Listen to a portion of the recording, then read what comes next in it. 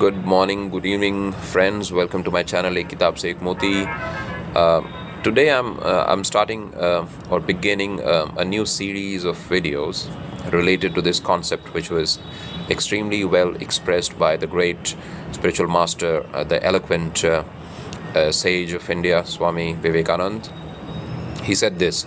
It's a longer quotation, but I've just taken the first two lines and even just a few words from the second line. So it is this: each soul is potentially divine. The goal is to manifest this divinity. So I'm going to talk about some people who I feel have been progressively realizing this ideal in their own lives. I'm not saying that they've become perfect. Perfection is I think it's an ideal. But it's a worthy ideal to attempt to reach perfection in this very life. And I think the aim of all spiritual pursuits, or all spiritual, in Sanskrit we call it sadhana, or even in Hindi, which is like the aim of all spiritual practice is to express this divinity that we already possess. Each one has this divinity within. That's what the Bible calls image of God. Each human being has been made in the image of God. So this ruh, or this spirit, or this I think pneuma. I'm not sure whether it's in Greek it's pneuma, or there is one more word in Greek for this which I'm unable to remember now. So what all these words indicate or stand for is this: there is this divine power that exists within us. And this quotation from Swami Vivekananda tries to tell us that this potential divinity that is within us is to be expressed, is to be manifested, and that is the goal of all spiritual pursuits. That is how do I phrase it? That is the ultimate ideal that any human being can possess on this earth. And I think, that's my personal belief, people might disagree. I believe that in all religions, there are and there have been people, and there will be people who seem to fit this definition, or who seem to be progressively realizing this ideal as was put forward by Swami Vivekananda. So what I'll do in this series of videos is I'm going to take one person and I'm going to talk about him or her, and I'll see if I can mention a little bit about their lives, if I can find some biographical, some biography online, something related to their life. But primarily my focus will be on talking about their ideas. And if I feel that they seem to be progressively realizing this ideal put forward by Swami Vivekananda, then I'm going to talk about that person. And that person can be from any religious background. So I'm going to talk about people who follow the Christian faith, people who follow the Islamic faith, people who follow the Hindu faith, people who follow the Jain faith. So regardless of the religious profession, or the religious background of that person, regardless of which faith he or she follows, I'm going to make these videos on them. And I'm just going to primarily focus on these concepts that are universally applicable to everyone, regardless of religious faith. So the first person I'm going to talk about is Dan Mohler. I came to know of Dan Mohler a few years ago. I have this habit of listening to a lot of preachers from the US just to improve my English. It's a habit that I started when I was in call centers, because we had to speak to people in the UK and in the US, and it was very important for us to communicate with them in a way that sounded natural to them, or in a way that they found easy to understand. So we had all this American accent training, British accent training. I've forgotten most of that. But what I used to do was, I used to watch all these preachers, because I read somewhere that preachers are excellent speakers of the language that they preach in. So, for example, I used to listen to the talks of Todd White and Creflo Dollar and Charles Stanley and Jesse Duplantis and many others. Actually, I don't remember all the names. T.D. Jakes. So now my focus was just on improving my English and listening to them and just taking what I felt was the important thing for me at that time, which was the English language. I was trying to improve my speaking skills. So I used to listen to Martin Luther King Jr., Billy Graham. So I with the aim of improving my communication skills. I'm still improving. I still listen to a lot of preachers, and I try to improve myself every day. So in that listening process, I used to come across some preachers with whom I felt I agreed on several points, not all points. Now, when I'm making these videos on some personalities, it doesn't mean I agree with everything that they say. That's not possible. I don't think it's ever possible for one person to agree with another person 100% in entirety, in toto. I think in toto is a Latin phrase. So I don't think I agree with anyone in totality, because we all have different experiences, different backgrounds. Our religions are different. Our culture is different. So there might be some differences in our opinion, and that's very natural. So why am I making these videos? The purpose is to just help any person from any religious background. So it doesn't matter which religious faith you have. I'm just trying to make my message as universally applicable as is possible. So I'm going to talk about people who follow the Christian faith, people who follow the Islamic faith, people who follow the Hindu faith, Jain faith, and so on. Maybe the Parsi faith or the Zoroastrian faith, and any other faith, the Sikh faith. So I'm going to talk about all these personalities, and if I feel that they seem to be manifesting this ideal, or seem to be living this ideal, or living out this ideal, or seem to be proving this to be true in their own lives, then I'm going to make a video on them. Again, I'm not agreeing with everything they say, but I'm going to really pick certain excellent things that they say in their talks, and I'm going to just make these videos brief. These will be these may happen every day, or maybe once or twice a week, but primarily the focus of this channel is on picking or selecting one pearl from any type of book and just expressing that in modern idiom or in modern context and in modern terminology. That will remain the aim of this channel. But sometimes I get inspired, listening to some personalities, and I feel that when I share this message with others will also benefit. So now let's talk about Dan Mohler and why I think he seems to be manifesting this divinity that is within him, and that the first part is I think it's universally applicable to all religions. That is, each soul is potentially divine. That's what all religions believe. I mean, that might be a very general statement, but from my reading of the Bible, the Quran, the Gita, the Ramcharitmanas, the Ramayana, the Mahabharata, I feel that is true, that all religions talk about this potential divinity within. And in a way, most of the religions, what they try to tell us is that it is possible for human beings to imitate the actions of God. So, for example, when the Bible says a man has been created in the image of God, in a way, we are mini creators. For example, we have got these creative faculty. Now, God, according to the traditional definition of God, God creates things out of nothing, or He already has the materials. I mean, He is the creator of the materials. But human beings get their materials from the world, but they have this creative power to, shape them, to make use of them according to his or her creativity. So anyhow,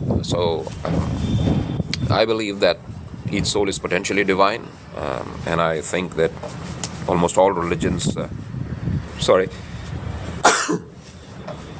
excuse me.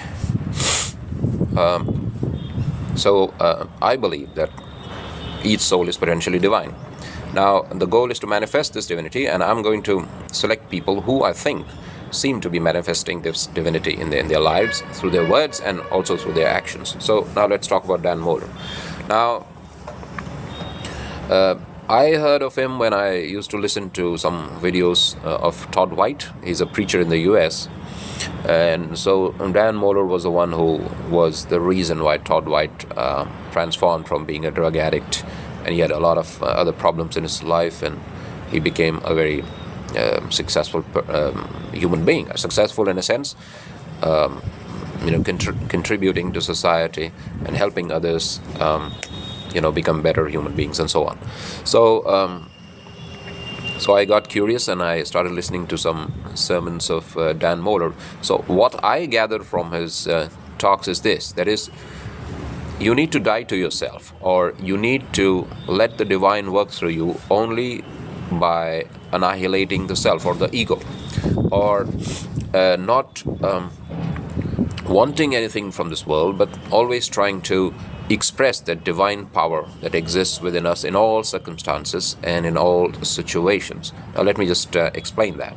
So let's say someone is surrounded with problems.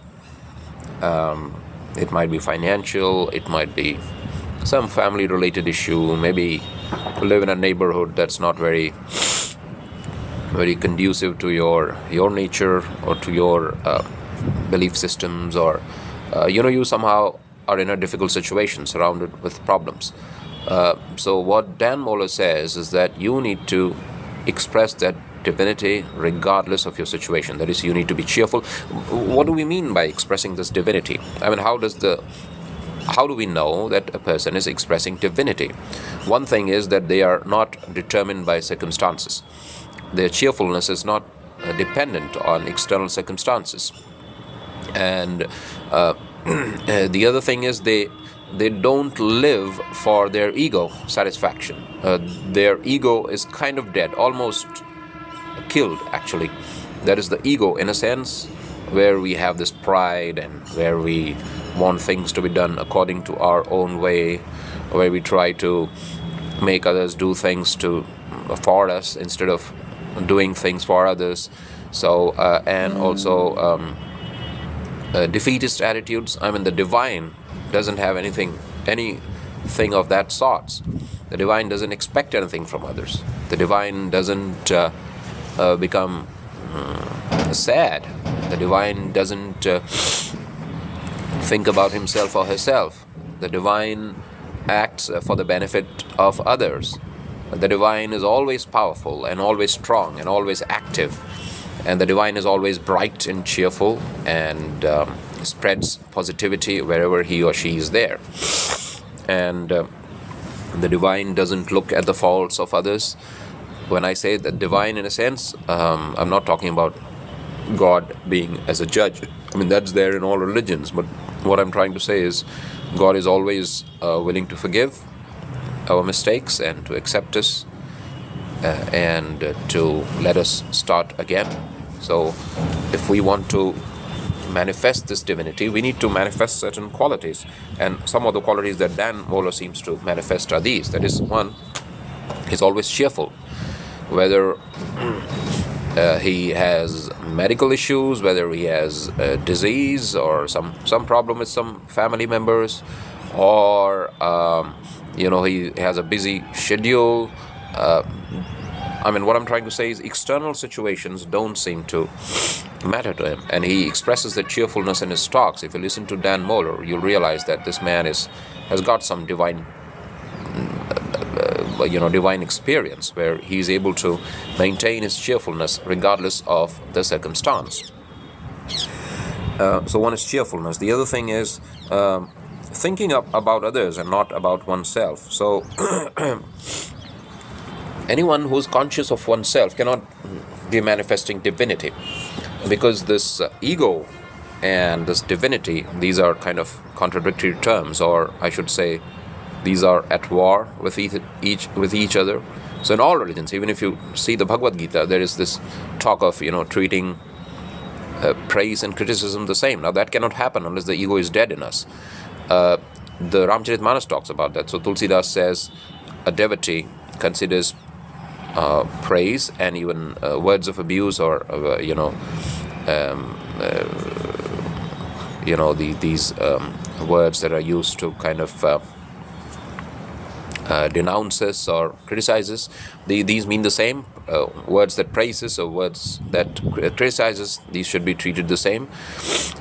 Even in the Sermon on the Mount in the New Testament, Jesus talks about this. That is, you should treat your friends.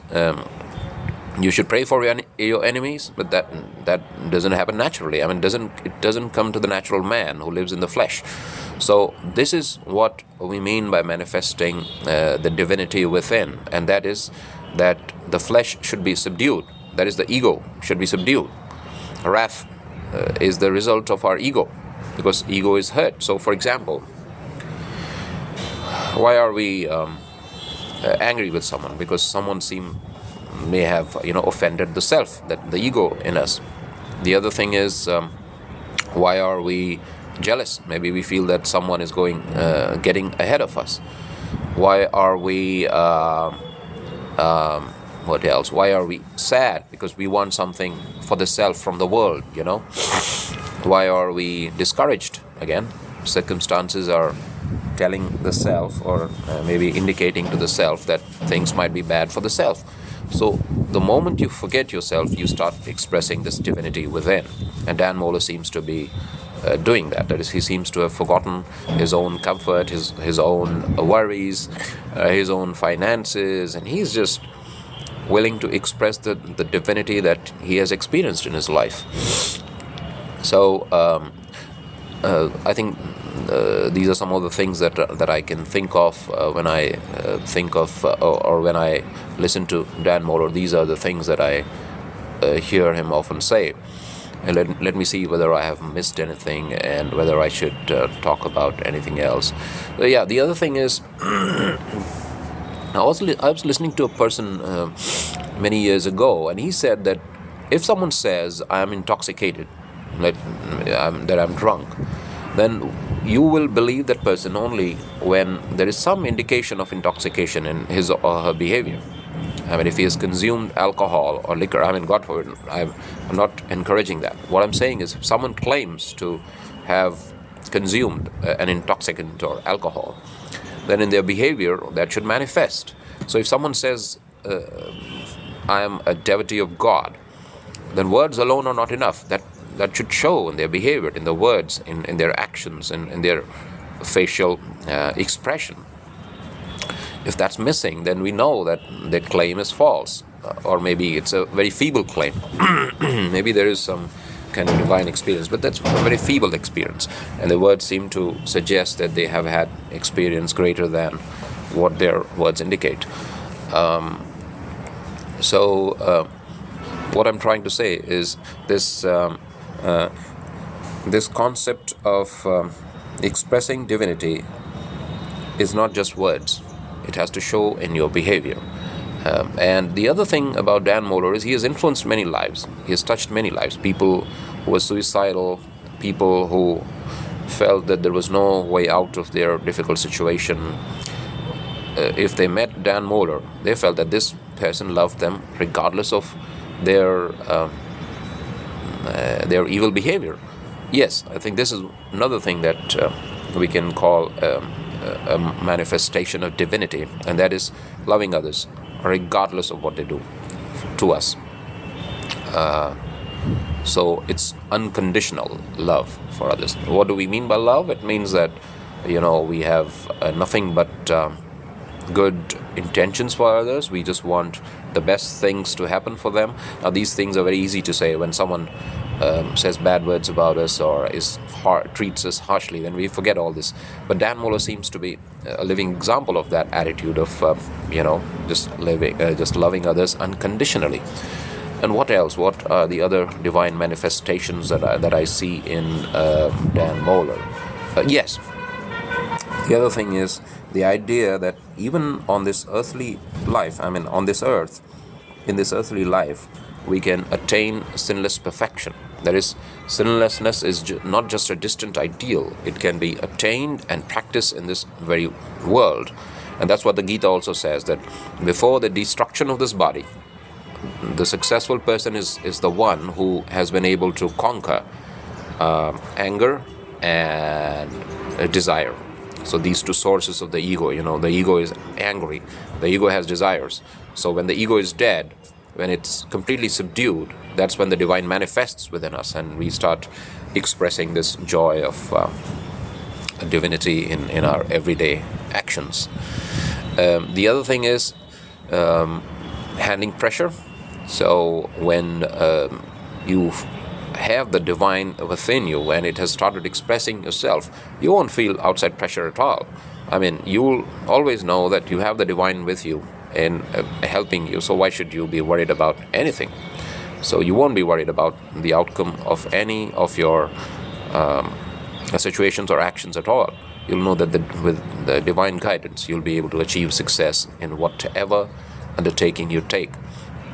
The divine is never discouraged. So the effervescence, I think, is that the right pronunciation? Effervescence, it's like the divine force is surging within you, and it kind of,